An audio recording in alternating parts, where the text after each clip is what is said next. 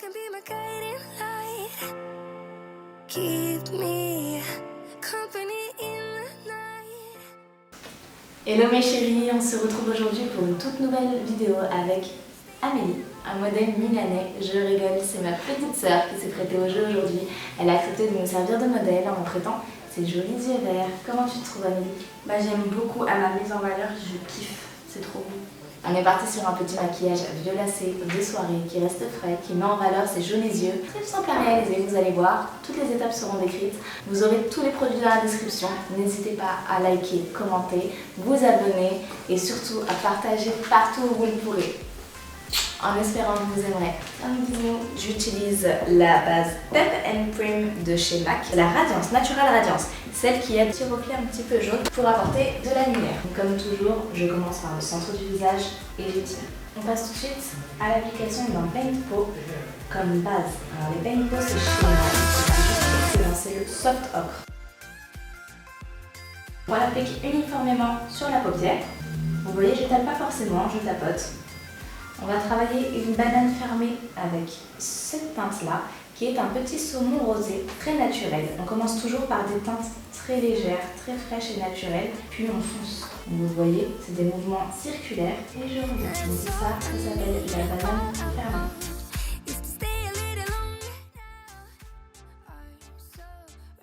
Vous voyez, avec ces jolis yeux verts, toutes ces couleurs un peu saumonées, pêches, rosées, c'est vraiment ce qui va le mieux. On arrive ensuite avec une teinte un peu plus foncée. Donc je dépose ma matière en effectuant des mouvements circulaires. Et à l'aide d'un pinceau propre, donc ici c'est le pinceau E27 de chez Morphe, je viens mélanger les couleurs entre elles. Et là je n'hésite pas à avancer jusqu'au bout pour que le violet qu'on a déposé se dégrade bien.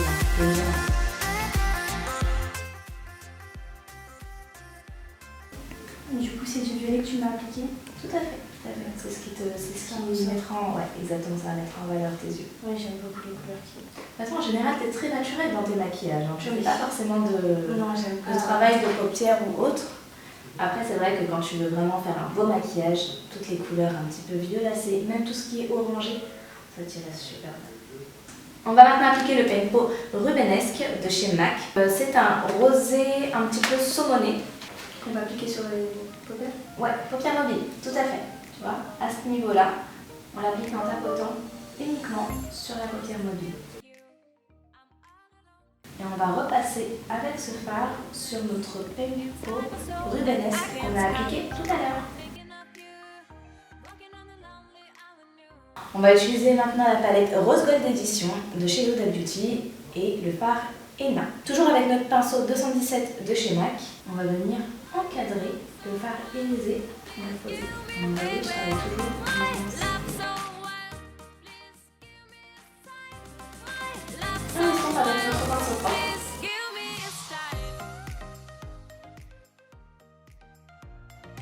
Je viens nettoyer le dessous de mon œil.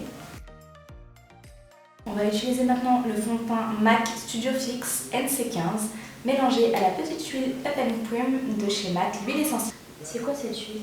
Tu la mélanges au fond de teint? Ouais, c'est mieux que je mélange au fond de teint pour liquidifier un petit peu plus le fond de teint, bien qu'il soit déjà liquide. Et ça apporte énormément de lumière en fait. J'humidifie toujours mon beauty blend. On va commencer à tapoter en partant toujours du centre du visage. Je commence au centre du visage parce que la lumière en fait elle tape directement sur le centre de ton visage. Si tu mets trop de fond de teint autour, en fait c'est juste du gaspillage de fond de teint. Et en plus de ça, quand on arrive à côté de toi, on voit un voile ici de fond de teint, c'est ce qui fait épais. Alors que si on a l'essentiel du fond de teint ici et ensuite que c'est juste estompé sur les extrémités, ça donne un aspect plus naturel, tu n'as pas besoin d'en mettre vraiment partout la même quantité. Après, tu peux accentuer, par exemple ici au niveau des petites imperfections, on va accentuer un petit peu de fond de teint pour plus camoufler. D'accord. On va utiliser maintenant la palette Contour Cosmetics, c'est mon petit bébé, cette teinte-ci. Et on va venir travailler la partie claire du contouring uniquement.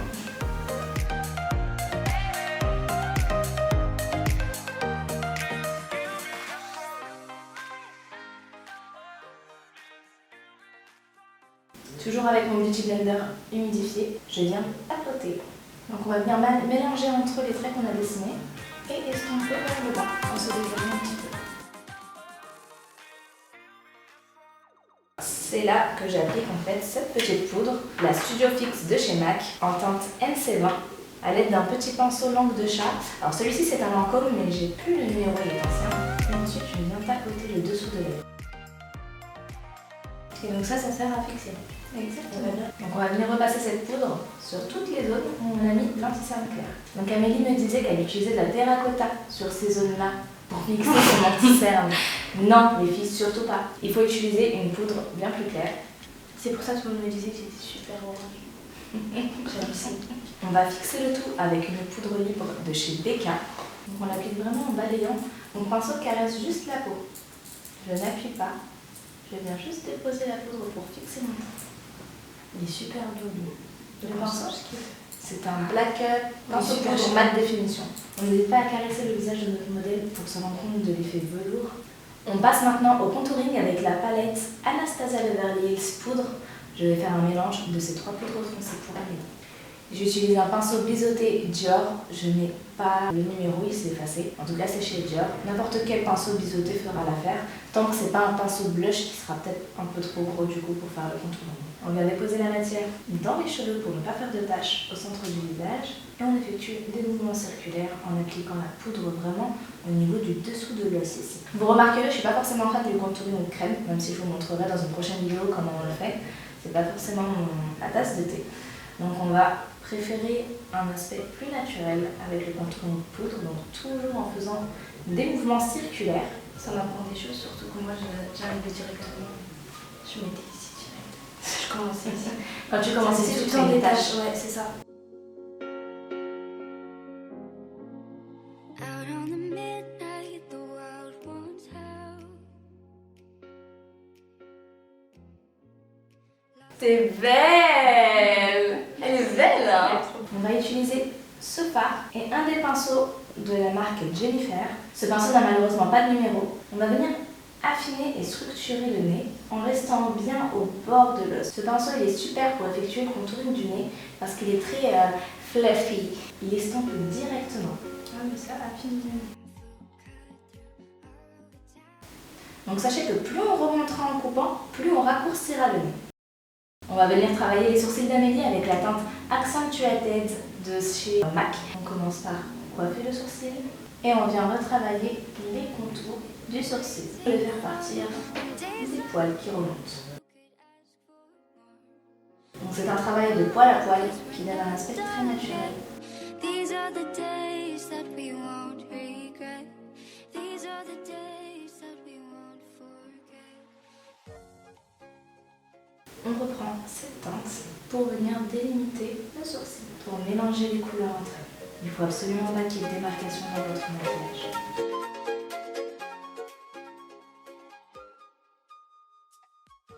A l'aide d'un pinceau plat, celui-ci n'a pas de nom, désolé, pas de nom, pas de numéro.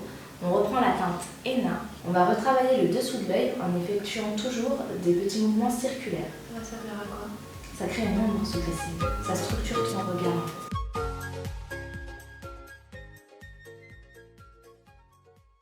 On va humidifier un pinceau biseauté et on va prendre la teinte Twilight. On va l'appliquer avec le mat.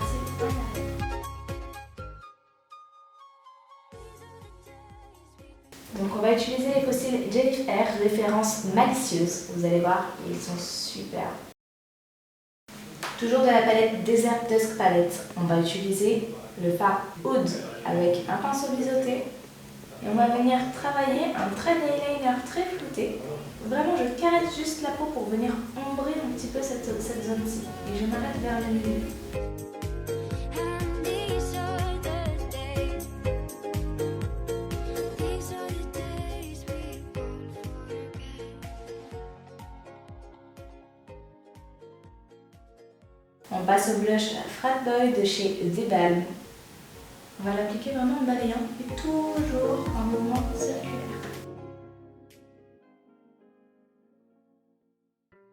On passe à l'highlighter BK Cosmetics. Donc vous voyez, il a des reflets un petit peu rosés, violacés. Il est superbe et pour ce make-up, c'est parfait. Think about you every day.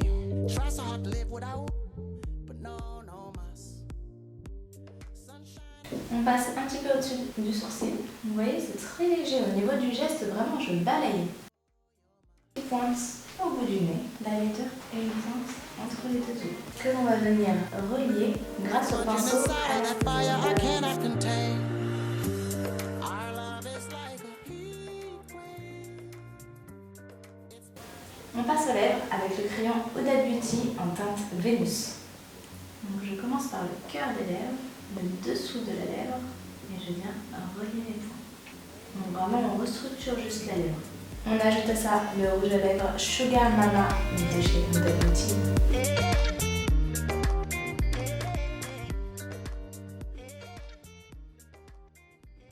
Et on vient apporter un petit peu de lumière à tout ça.